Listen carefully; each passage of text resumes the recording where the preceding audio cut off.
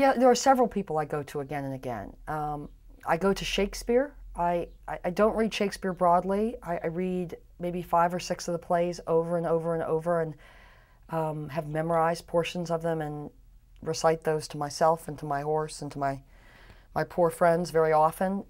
So Shakespeare, back and back and back and back again. Right now, Lincoln, for 5 years, Lincoln.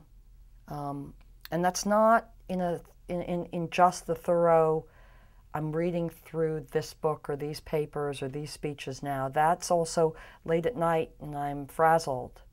Let's just look up, what Lincoln was up to in, December of 1862 and see what wisdom Abe can shed on my life.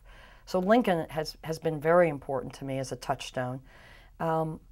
Middlemarch is my favorite novel by George Eliot, and I've read it at least a dozen times. I use it very often in lectures with executives and with MBA students for a variety of purposes.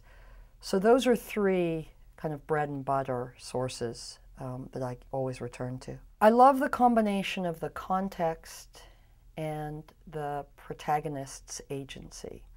Those are technical terms for something that really doesn't feel technical inside me at all. But historians think of the world. We think of the world as, or the past or the present as being, made up of context, the sweeping historical and social and economic and technological forces that define a moment, and then the possibility of one person or a group of people's actions, choices, thoughts. And Middlemarch is just a fabulous mixture of those two. It's set against the context of great social and economic change in industrializing England, great social change, great geographic change as the country becomes the city, a great technological change as the railroad snakes its way across God's green and pleasant land.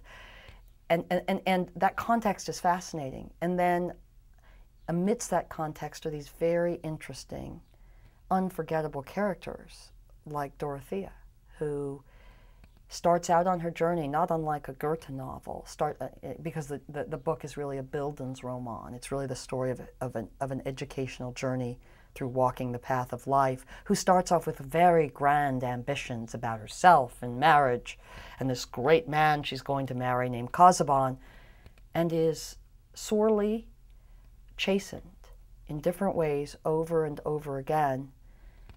And from that comes to see a set of new possibilities. What's the line from Joseph Campbell? Sometimes we have to let go of the life we had planned so we can live the life that is waiting for us.